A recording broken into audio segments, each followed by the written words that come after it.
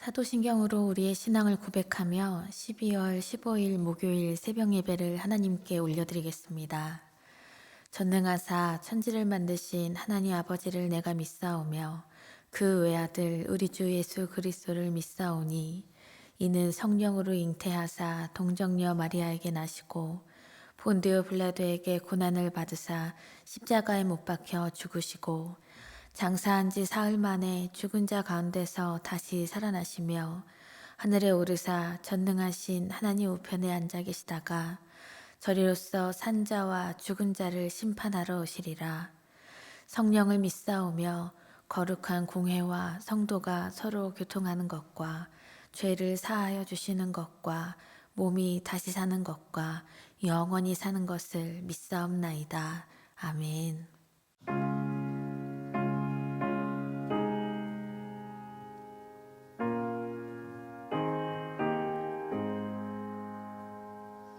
내 구주 예수를 더욱 사랑 엎드려 비는 말 들으소서. 내 진정서리 내 구주 예수를 더욱 사랑 더욱 사랑 이전엔 세상 나 기뻤어도 지금 내 기쁨은 오직 예수 안 내비는 말 내 구주 예수를 더욱 사랑 더욱 사랑 이 세상 떠날 때 찬양하고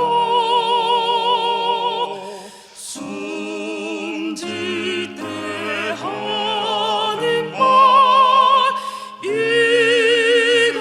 이것일세.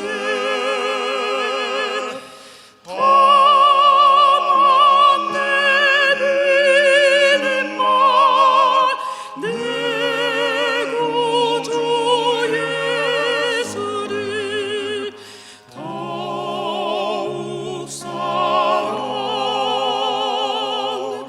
더욱 사랑. 오늘 우리에게 주시는 하나님의 말씀은 전도서 10장 1절부터 11절까지의 말씀입니다. 죽은 파리들이 향기름을 악취가 나게 만드는 것 같이 적은 우매가 지혜와 존귀를 난처하게 만드느니라. 지혜자의 마음은 오른쪽에 있고 우매자의 마음은 왼쪽에 있느니라. 우매한 자는 길을 갈 때에도 지혜가 부족하여 각 사람에게 자기가 우매함을 말하느니라. 주권자가 내게 분을 일으키거든 너는 내 자리를 떠나지 말라. 공손함이 큰 허물을 용서받게 하느니라. 내가 해 아래에서 한 가지 재난을 보았노니 곧 주권자에게서 나오는 허물이라. 우매한 자가 크게 높은 지위들을 얻고 부자들이 낮은 지위에 앉는도다. 또 내가 보았노니 종들은 말을 타고 고관들은 종들처럼 땅에 걸어 다니는도다. 함정을 파는 자는 거기에 빠질 것이요 담을 허는 자는 뱀에게 물리리라. 돌들을 떠내는 자는 그로 말미암아 상할 것이요 나무들을 쪼개는 자는 그로 말미암아 위험을 당하리라. 철 연장이 무디어졌는데도 나를 갈지 아니하면 힘이 더 드니와 오직 지혜는 성공하기에 유익하니라. 주술을 베풀기 전에 뱀에게 물렸으면 술객은 소용이 없느니라. 아멘. 사랑의 하나님 감사합니다. 죄로 인해 죽을 수밖에 없는 우리를 끝까지 사랑하시어 예수 그리스도의 십자가 대속의 은혜를 통해 영원한 생명을 우리에게 주시고 우리를 하나님의 자녀 삼으심에 감사를 드립니다. 우리가 다시 오실 주님을 기다리며 그 소망을 붙들고 이 대강절을 보내고 있습니다. 일평생 주의 전을 떠나지 아니하고 하나님의 약속을 의지한 선지자들처럼 우리가 구원의 하나님을 신뢰하고 우리 삶을 온전히 의탁할 수 있도록 주님 믿음을 더하여 주시옵소서. 인생의 새벽의 때에 창조주를 기억하고 생명이 다하는 날이 오기 전에도 창조주 하나님을 기억하며 하나님만을 힘껏 믿으며 살아가는 행복한 주의 자녀로 살아가기를 원합니다. 그 귀한 믿음 안에서 은혜와 기쁨을 충만히 누리는 우리의 삶이 되게 하여 주시옵소서. 모든 것 주님께 맡기며 예수님의 이름으로 기도드립니다. 아멘. 할렐루야. 오늘 이 하루의 가장 귀한 첫 시간을 주님 앞에 드리며 예배의 자리에 나오신 우리 모든 성도님들 위해 하나님의 크신 은혜와 평강이 함께 하시기를 간절히 축원합니다. 우리의 인생은 하나님을 떠나서는 아무 의미가 없습니다. 하나님께서 우리의 인생 가운데 계시기 때문에 그렇기에 우리의 삶의 모든 순간이 가치 있는 것이고 모든 순간이 행복한 순간이라는 것을 우리가 믿습니다. 간절히 바라기는 이 세상이 우리 하나님 아버지의 섭리 아래 있음을 믿고 지금 이 시간 우리에게 보여주시는 은혜를 지체하지 말고 온전히 누리며 나아가는 우리 모두가 되기를 간절히 소망합니다. 오늘 전도서 10장 말씀을 함께 보실 텐데요. 이 전도서 10장에 들어서면 무엇이 지혜로운 삶인지, 그렇다면 지혜가 어떠한 가치들보다 더 나은 것인지 계속해서 우리에게 말씀을 하고 있습니다. 특히 오늘 말씀 속에서 가장 많이 등장하는 단어가 바로 우매한 자, 우매라는 것인데요. 이것은 어리석고 이치를 깨닫는 게 어두운 사람을 이렇게 말하고 있습니다. 그런데 그 옛날 이 전도자가 살았던 정말 그 3000여 년 전에도 이 전도자가 세상을 바라볼 때에 세상에는 우매한 자들이 참 많고 그러한 사람들 때문에 세상은 참 살기가 힘들구나. 이러한 괴로움과 이 고민들이 이 말씀 속에서 참 잘 드러나 있는 것을 봅니다. 그런데 저도 운전을 할 때에 이런 마음을 종종 느끼는데요. 도로 위에는 정말 놀랍도록 신기하고 어리석은 사람들이 참 많구나. 이런 것을 좀 꽤 느낄 때가 있는 것 같습니다. 저희 교회 주변이 일방통행 도로가 이렇게 거의 다 그렇게 되어 있잖아요. 그래서 계속 가다가 옆으로 빠지는 길을 놓치면 사실은 조금만 이렇게 한 텀을 돌면 다시 길을 잘 갈 수가 있습니다. 그런데 예전에 정말 놀랍게 운전하는 분을 봤었는데요. 제 앞에 가던 차량이었는데 여기가 3차선 도로였는데 갑자기 멈추시는 거죠. 그리고는 차를 아예 왼쪽으로 틀어서 거의 지나칠 뻔한 그 왼쪽으로 이렇게 뚫린 그 도로로 좌회전 도로로 무작정 들어가시는 것을 봤습니다. 그 뒤에 오던 차들도 막 난리가 났죠. 저는 어떻게 저렇게 운전할 수 있을까 이런 생각이 들었는데요. 이렇게 조금은 어리석은 행동 하나가 그 주변을 때로는 그 공동체를 다 허물어뜨리는 것은 한순간이다라는 생각을 우리가 가질 때가 있습니다. 오늘 10장 말씀은 이렇게 시작을 하고 있는데요. 1절을 보시면 죽은 파리들이 향기름을 악취가 나게 만드는 것 같이 적은 우매가 지혜와 존귀를 난처하게 만드느니라 이렇게 말씀하고 있습니다. 이 한 절의 말씀이 오늘 이 10장의 이 전체의 분위기를 담아내고 있다 해도 과언이 아닙니다. 기름통에 빠져서 이렇게 떠다니는 파리들 때문에 기름에서 나는 향내가 좋지 못하게 된다는 것이죠. 그 당시 시대에서는 그래도 흔히 볼 수 있는 광경이었지만 그렇다고 예사로운 일은 아니었습니다. 꽤 심각한 상황이었죠. 기름통에 빠져서 죽어가는 그 파리 한 마리, 그 작은 잘못 하나 때문에 귀한 향유가 그 향을 다 이상하게 잃어버린다는 것. 그래서 그 귀한 향유와도 같은 지혜와 존귀에 정말 큰 스크래치가 난다는 것입니다. 그런데 이 말씀에서 여기서 중요한 것은 그 변변찮은 잘못 하나에 있습니다. 이것 때문에 한 사람의 인생 전체가 망하게 되고 부정당하는 일이 얼마나 안타까운 일인지요. 성경 속에서 다윗 왕의 삶을 한번 생각을 해볼까요? 다윗 왕은 살아가면서 정말 수많은 승리를 거머쥐었던 하나님 마음에 합한 그러한 인생을 살았던 왕입니다. 그런데 이렇게 위대한 왕 다윗의 명예가 한순간에 얼룩졌던 사건이 있었습니다. 바로 이 다윗 왕이 전쟁 중에도 무료함을 느끼면서 그저 거느렸던 그때 잠깐 시야에 들어온 밧세바라는 여인을 그냥 지나치지 못하여서 결국 돌이키지 못할 큰 죄를 지었던 사건이 있습니다.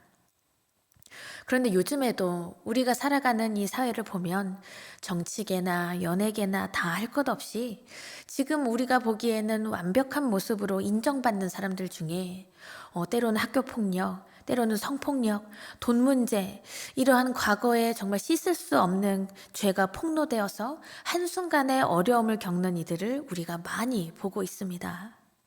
우리도요, 그 죽어가는 파리 한 마리, 정말 작은 변변찮은 일이라고 그냥 간과하지 말고요. 그 변변찮은 잘못 하나라고 그 향유를 가치 없게 만드는 그러한 일에 빠지지 말고 하나님의 말씀으로 우리의 삶을 계속해서 비추어내면서 정말 그 향기 나는 인생, 정말 그 지혜와 존귀한 그 인생을 우리가 끝까지 지켜갈 수 있기를 간절히 바랍니다. 그런데 이 작은 우매함이 귀한 가치를 깨뜨려 버리는 일은 한 개인의 인생뿐만 아니라 공동체에도 경각심을 준다는 사실을 우리가 기억해야만 합니다. 앞서 보았던 이 전도서 9장 18절에도 말씀을 했죠. 죄인 하나가 많은 선을 무너지게 한다라는 이 말씀과 오늘도 다 연결이 되고 있는 것입니다. 한 사람의 죄 때문에 공동체 전체가 무너질 수 있다는 것, 이것이 얼마나 중요하고 심각한 일인지 우리는 매일 기억을 해야 합니다.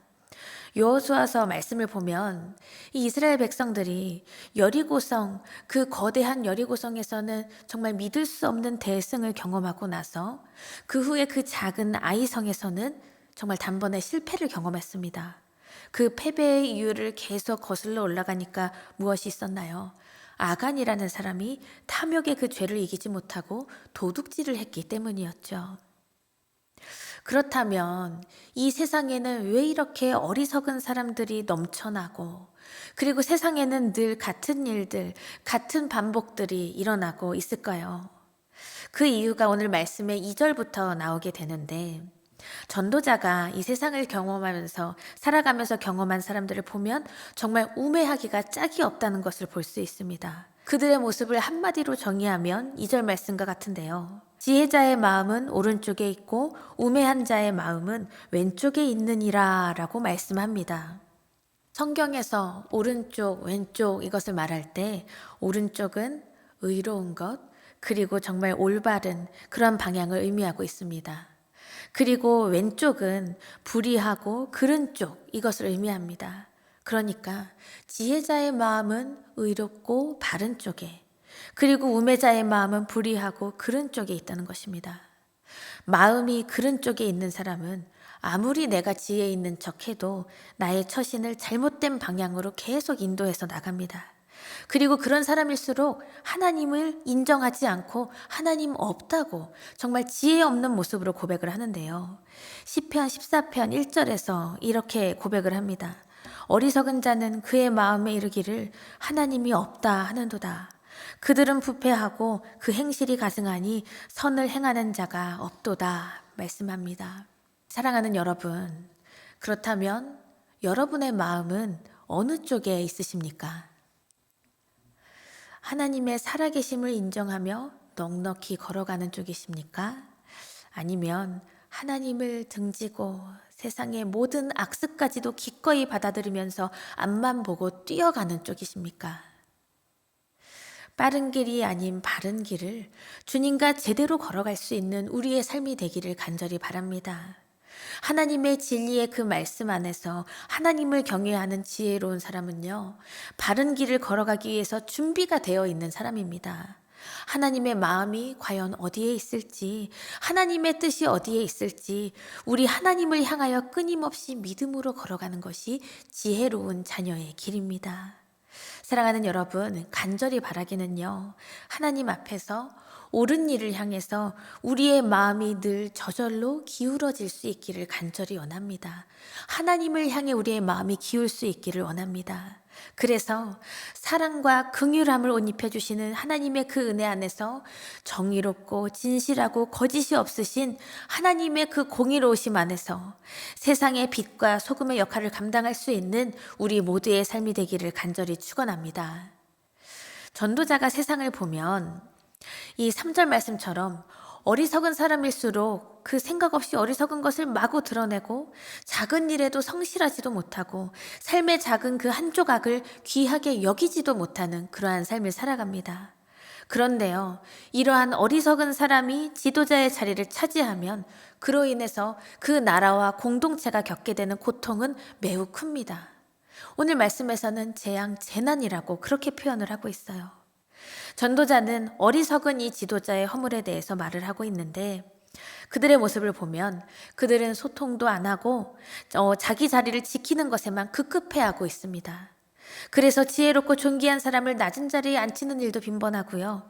어리석은 사람을 높은 자리에 앉히는 일도 빈번합니다.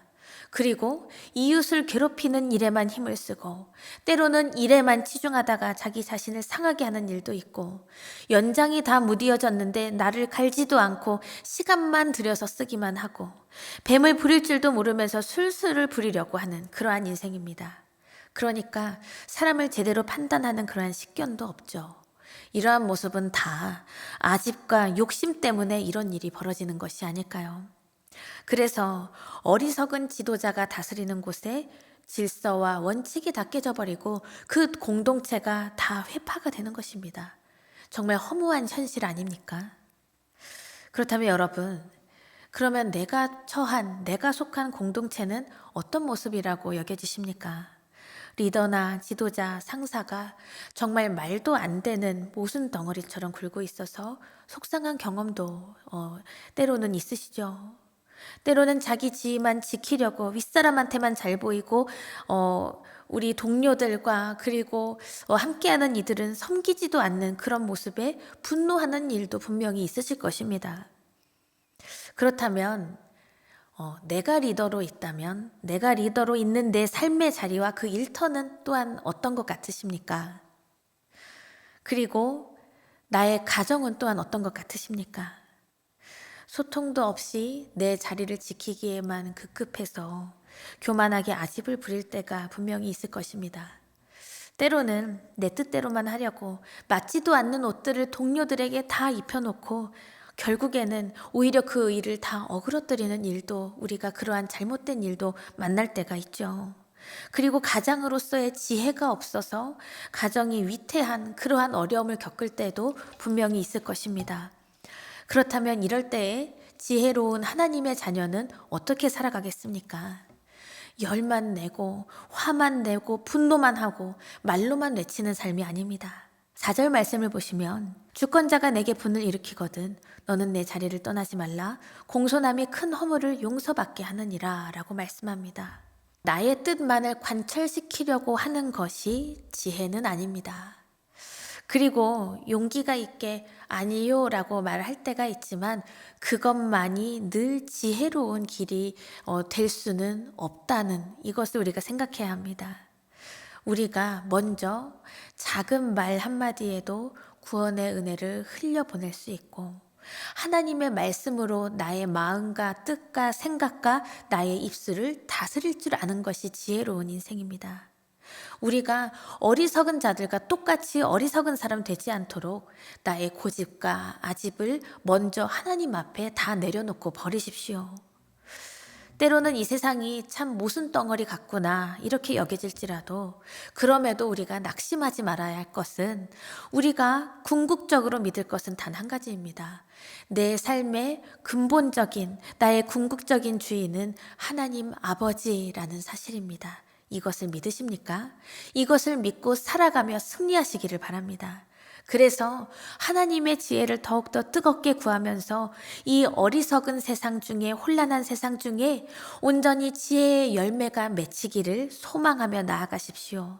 그것이 바로 해 아래 살아가면서 헛되지 않은 인생, 하나님께 속한 지혜를 머금은 그러한 복된 인생인 줄 믿습니다. 이제 말씀을 마치려고 합니다.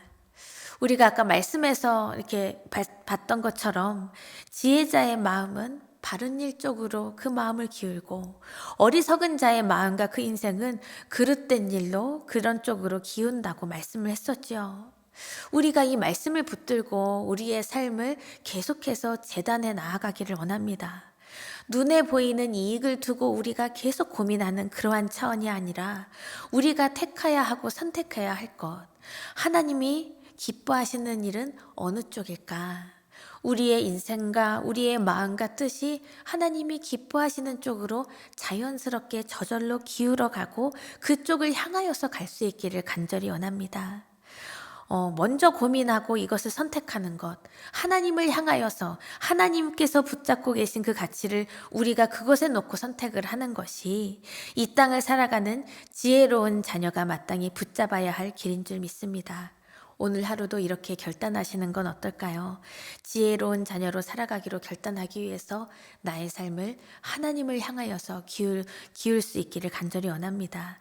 그래서 그렇게 하나님 앞에 날마다 그 지혜로운 마음을 구하고 우리가 정말 지혜를 그 연마하여서 때로는 어리석음으로 가득 찬 내 삶과 내가 속한 이 공동체를 지혜의 열매로 풍성하게 변화시키는 우리 모두의 삶이 되기를 간절히 축원합니다.